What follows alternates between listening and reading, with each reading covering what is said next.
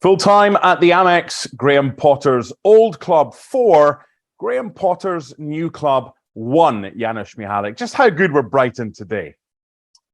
Well, obviously excellent, right? The game was decided in the first 3 or 4 minutes. I don't know if you remember that, incredible sequence when Thiago Silva saved, I think Leandro Trossard's chip over the line. I think it was Caicedo right after that with a strike, and then right after that, of course, Leandro Trossard walks the ball in around Kepa as well. So that's right there was welcome back to Brighton, Graham Potter, and really, I mean, they started in such a great way, overwhelming Chelsea in just about every department, nearly scoring twice as well. Just I guess unfortunate after Thiago Silva stopped the ball on the line twice. He was the one that gave the ball away for that first goal to Brighton, and they just went on from strength to strength because, I mean, 2 own goals for sure follow, but I think Brighton worked it very, very well on both occasions for the second and third.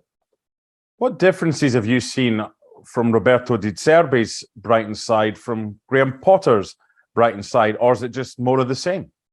Well, yeah, let's just wait and see. I mean, it's obviously attacking mind, and we all know, we remember what he's done with Sassuolo. Let's not forget that this is just his, I think, first win since he came over to Brighton in the Premier League, right?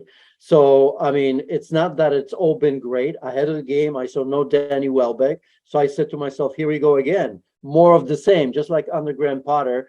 They have issues scoring. There's nobody there. Leandro Trossard started as a false 9. That paid dividends as well. So I think maybe tweaks, but I think we're way too early. The way this game panned out, and as I mentioned, with the fact that Danny Welbeck wasn't there, I was thinking, I'm not sure what's gonna change. What about Chelsea? No Reece James until after the World Cup. We know that they were getting beaten on either side. That wasn't working. And middle to front, they just got blown away so early. Should they have expected that, and should they have done better to combat that from Brighton in the early stages? Well, a couple of things. Still really no massive evidence that things have improved drastically with Chelsea, because we've mentioned about Graham Potter struggles in terms of his team scoring when he was at Brighton. I just mentioned that kind of sort of continue because Brighton doesn't really have a number 9.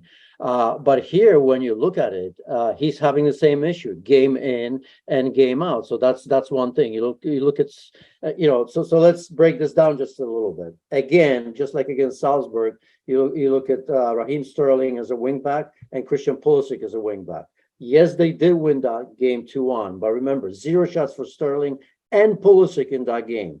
In today's game, 0 shots for Sterling and 1 shot off target. Although very important to know, if you remember, Conor Gallagher should have scored, and I think there was a follow-up from Pulisic, who should put that away as well. That would have been 2-1. So you have these two. Aubameyang doesn't start, comes in. He's got 1 goal in the Premier League so far. So, I mean, real issues, because you look at Kai Havertz and you look at Mason Mount and you look at Conor Gallagher. You look at this front 3.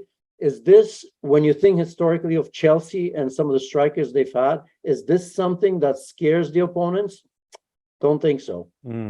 Mentioned no Reece James, no N'Golo Kante. He is a big loss as well. And no real number 9. Aubameyang's come in, didn't even start the game.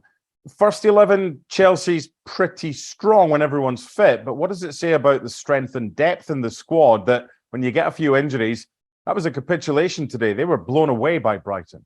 Yes, I don't necessarily think that they have as big of an issue in terms of depth as some others may have. You and I will talk a little bit later about Spurs and there's quite a few teams, or even Arsenal, right? I think they have that. The issue right now is Graham Potter looking for solutions and almost tinkering a little bit too much, right? I mean, we praise him sometimes for these adjustments. He makes substitutions very, very quickly. Remember against Manchester United just last week when they were outplayed in that game, he quickly changed it and improved. But I just have a feeling that he's still not sure. As I mentioned, they didn't get Sterling to be a wingback. There's no chance you spend that kind of money for Manchester City to be a wingback, right? Now, his adjustment in the second half was a little bit better because went 4-4-2. It makes you wonder, why didn't he do that from the beginning? Loftus-Cheek went to right back, I think. Cucurella went to left back. Sterling and Pulisic changed positions, which was telling, unfortunately, for Christian. because I think, remember that Estupinian, the own goal that Estupinian put across, Christian let him go. He knew it was there. So I think we all know that he knows. He's a smart manager. But right now, every game, within the half, everything's changing right now. So I think the depth is there. He's just got to concentrate on next couple games and get some fluidity going.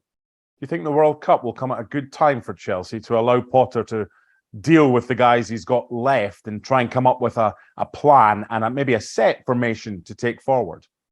Well, give him some time to think. He's not going to have a lot of players like everybody else to work with, I suppose. I think this season is going to be that sort.